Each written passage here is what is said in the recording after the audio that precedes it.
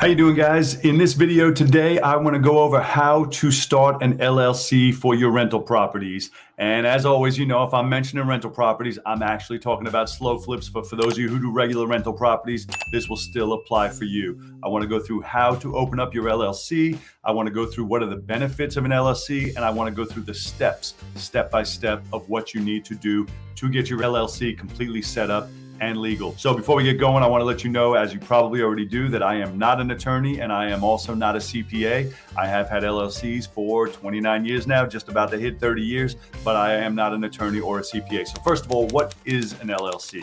An LLC strictly stands for a limited liability company, which is the main reason you set it up. It's to limit your liability. So as an owner of an LLC, they're not actually called owners, you will be called a member. So you would either be a member or a managing member. So it's one thing that's critically important to remember is that you're not going to be, as with a corporation, you're not going to be a president, vice president, secretary, treasurer. LLCs don't have any of that. You are just going to be a member and or a managing member. So where would you set up your LLC? The LLCs are run individually, state by state. And so you would set it up through your local state corporation commission. I'm actually going to put a link down below this website that is going to give you a link of a company that we use that does it extremely cheap for you. It does it in all 50 states so that you can get it done without having to go through all this hassle of doing it yourself. But I want to go through exactly how to do it in case you want to go that route. So some benefits, as the name suggests, limited liability company. One of the big benefits of having an LLC is it limits the liability to whatever is in the LLC. For instance, if I have $1 million house that I live in and I have a $100,000 house that's a rental, if I did not have an LLC and I got into some trouble or there was a lawsuit on that rental house, they could also put that lawsuit over to me personally and my own personal assets. But because if I have it owned in an LLC, it limits the liability to what is owned within that LLC. So keep in mind. That is why it is so important. It limits the liability to what is owned by that LLC. Now, if you have 50 houses owned by the same LLC, the liability can be shared within those 50. You could do a different one for each. You can do it however you want, but it would stop it from coming over to you personally. That is the purpose of an LLC. It's to limit the liability to what is owned within the LLC. Something else I want to share, and this is very important. A lot of people don't understand this. An LLC, it doesn't go both ways. So if something happened to you, if you got sued personally, not your LLC, you were driving home and you got into a car accident and it was your fault and you got sued, the liability can flow into your LLC, but it doesn't go the other way. If something happened in the LLC, it cannot flow out of the LLC. I hope that makes sense to you. A lot of times people think their assets are secure because they're in an LLC, and it is to a point, but if you got sued personally, it does not protect it because it is the LLC itself is an asset of yours. So I hope that makes sense. So another benefit is it passes through the income directly to its members. So you can do it if you are a single member LLC, it would be what's called a flow-through entity or pass-through entity. So although you have an LLC, the money would show up on your own personal tax return. If you have multiple members, then it would be a K1 and you would just get a K1, which is what goes on your tax return. Your CPA would do that. That's nothing for you to do. Something to keep in mind also is when you set up your LLC, you elect how you want to be taxed. So you would elect, it could be a sole proprietor, which means it's a flow-through entity just to you, or it could be elected to tax as an S Corp, or it could be elected, which you would never do, to tax as a C Corp. Most often, if you have more than one, you're going to tax it as an S Corp. But again, I'm not a CPA, but I'm telling you how we've been doing it all along. So another big benefit is it helps you to separate all of your expenses, because when you open up your LLC, and we'll talk about it in a second, you're also going to have your LLC's bank account, which means your rents are going to come in to that LLC and be deposited to that bank account. Any mortgage payments are going to be paid out of that bank account. Any expenses, if you had to pay to cut the grass, you had to pay to buy supplies, pay an employee, whatever it may be, is going to be paid out of that bank account. So it helps to keep everything completely separate. What money is the LLC's and what money is yours? And it's actually critically important that you do that. We'll talk about that in a second, but that could actually destroy your protection if you don't do that. We'll talk about it in just a second. One of the big benefits and most commonly overlooked benefits of having an LLC is that you can build, establish, and borrow credit in your LLC's name. So you can actually build up credit lines that are not using your credit report. They are not using your social security number at all. And there's a system for doing this. Again, this link I'm going to put below can do it for you, but I'm also going to teach you in another video how you can do this yourself. You can set up credit lines in your LLC that is not going to use your social security number, your credit score at all. And you can get $20, $30, $100,000 in credit. And some people, especially if you're doing the slow flip model, use this credit to buy properties and now use the income from the properties to pay off the credit line. It's a brilliant strategy to let you do deals with absolutely no money. But again, that's not the purpose of what we're talking about today, but it's just one more benefit from setting up your LLC and doing it properly. So one other thing I wanted to make sure to mention, because this is important. The liability, the limited liability protection only protects you if you do everything properly. And I want to tell you about two things you must do properly, or they can get right through the LLC and get straight to you. One of the things you must do properly is every time you sign your name, when it's an LLC business, is you must sign it, your name, and then manager or managing member, whatever you are in the operating agreement.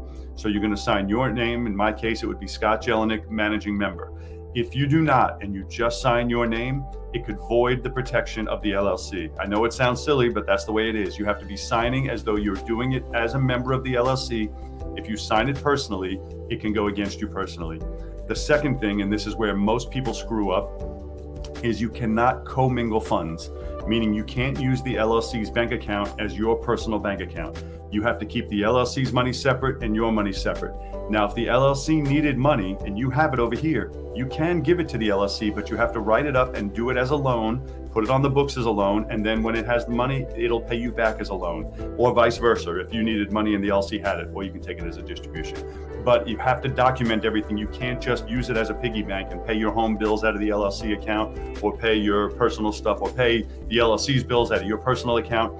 You have to keep everything maintained and keep records, or if something was to happen and they went into your records, they could overturn the whole thing, and basically they call it a alter ego. They call it I forgot the exact word they use. They basically say you were just using the LLC as an alter ego, and it's really just you, where you want to make certain that it is not you. It is its own entity, and it is not you.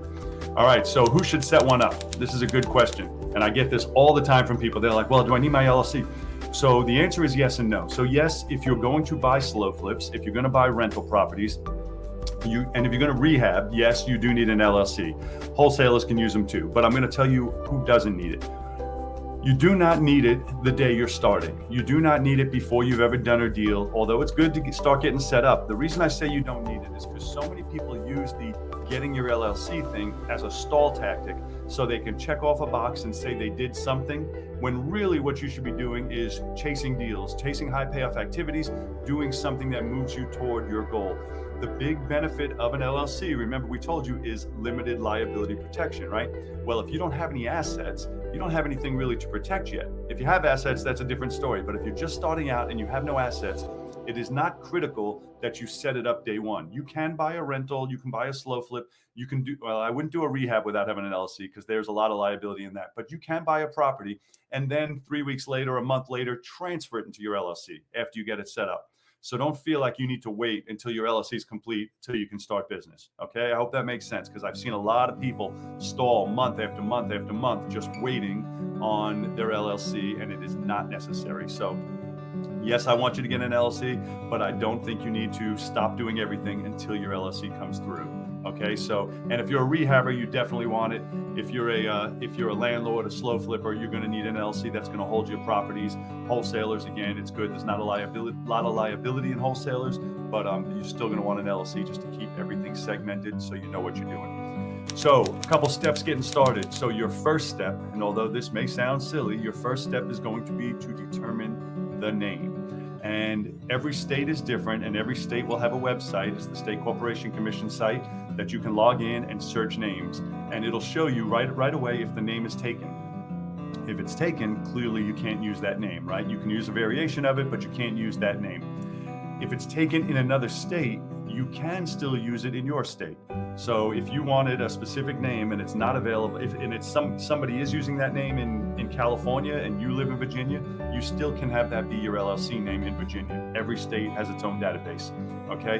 My only recommendation on names, and this is a big one, is not to put your name in the name. Because one of the great things we love about LLCs is we like to be an employee of the company. We like to have a little bit of anonymity. We like to operate as though, and we do, work for this LLC. If it is Scott Jelinek LLC, well, then it is clear that no, I don't work for him, I own it, right? And so you may want to, in the beginning, everybody wants their name on everything. Once you've been in business a while, you're going to realize you don't want your name on everything, okay? So I'm telling you in advance, learn from me, do not put your name on your LLC. So you don't have to worry about that part. All right, you made sure it's available on the State Corporation Commission website. Lock up that name. You're going to prepare and file your articles of organization, which shows that you are filing for your LLC. Then you must complete an operating agreement. Again, if you use a company or an attorney to do it, again, I'm going to put a link below. Or if you use an attorney to do it, fantastic. They will set all that up for you. But sometimes people use LegalZoom or one of these online sites, and they actually create an LLC. They get their number, they get everything set, but they don't have an operating agreement. Without an operating agreement, your LLC is worthless. If something happens, the first thing anyone's going to do is to say, show me your operating agreement, and you're not going to have one, which means any liability is going to flow directly through to you. So you accomplished nothing. Make sure you set up your operating agreement. It is critically important. What's in the operating agreement is it shows who's allowed to sign. It shows the purpose, the percentages of ownership. It shows everything that you allocated the LLC to be allowed to do and who's allowed to do what, right? And so it's critically important. I'll tell you a funny story. Just the other day, I went in to open up a bank account. I was trying to switch banks. I ended up not switching. And I gave them the operating agreement for a specific company that my wife, my son, and myself own. And it says right in the operating agreement that I have full authority to open up bank accounts, to sign documents, to buy and sell. I can do everything on my own. But for some reason, this banker didn't bother to either read it or understand it. And he said, oh, I need all three of you to come in and sign. And I said, well, it's in there that I'm perfect. I'm legal to sign and do absolutely everything on the company's behalf. And he said, well, the company wants them all to sign. I said, all right, I'm fine. They're both local. They're welcome to come in. But my son's only 14 years old. And he says, well, it's not allowed. You have to be 18 to sign on a business account. I said, I didn't ask him to sign. You asked him to sign. And he says, yeah, but all three of you have to sign. I said, okay, he'll sign, but he's only 14. He says, well, you can't sign. I said, give me my papers back. And I just said, forget it. And I'm sticking with my same bank account that we have now. They just didn't understand it. But anyway, the operating agreement shows all of that. It is really important that you do the operating agreement. The next thing you're going to do is to file with the state, pay their fees. Sometimes they range from like $75 a year to about $200 a year. You're going to pay the fees, and then you are officially an LLC. Now, keep in mind, the state never sees your operating agreement. That stays in your folder, and it can change from time to time as often as needed. The state's not going to see it. You're going to have it. And this is what's big different from a corporation. If you're a corporation, you have to record the articles of incorporation that shows everything, who's the owner, percentages, and everything. With an LLC, it's an internal document. It's in your file cabinet. So the state is not actually going to see it. Unlike a corporation, we don't have to have annual meetings. We don't have to keep minutes of our meetings, right? So there's some benefits to the LLC. It's a lot simpler to manage. The next step you're going to do is you're going to apply for your EIN number, your employee identification number. Now, this is basically the social security number for this new entity. This entity acts almost like it's a person, right? And this is going to be its identification number. This is what's going to allow you to apply for credit and have a history because you have this number now. This is going to be the number that it files taxes. So critically important. Don't think you have an LLC. If you don't have an EIN number, you actually don't yet. You need to get your EIN number. That's your next step. Once you have that complete, you're registered with the state, you have your IRS tax number, your EIN number. Next thing you're going to do is go to the bank and open up bank accounts for those LLCs or LLC if you only have one. You're going to open up a bank account, and then effective immediately, every transaction for that LLC has to come out of it, and all the income has to go into it. And keep good records, because if you don't keep good records, then that could be something they can use to try and overturn it or break through the corporate veil, right? If you do not keep good records. So it is critically important. The last thing I wanted to just touch on real quick is you can, and some people do, use land trusts for each property, even though it's still the beneficial interest goes to the LLC. It's really simple, but it's more complicated than I'm going to get into on this video. I will do another video completely talking about how to do that if that's something you're interested in. But that is all I wanted to talk to you guys about today. So you have a complete understanding as to how you go about setting up your LLC for your rental properties and or slow flips. Go ahead and subscribe to my channel and click on the bell so that you'll be notified when I put out new videos. I'm going to put a link down below so you can see this company that we use. They do it very, very inexpensively, and they can open up an LLC for you in any one of the 50 states. So go ahead and get set up, and I look forward to seeing you on the next video.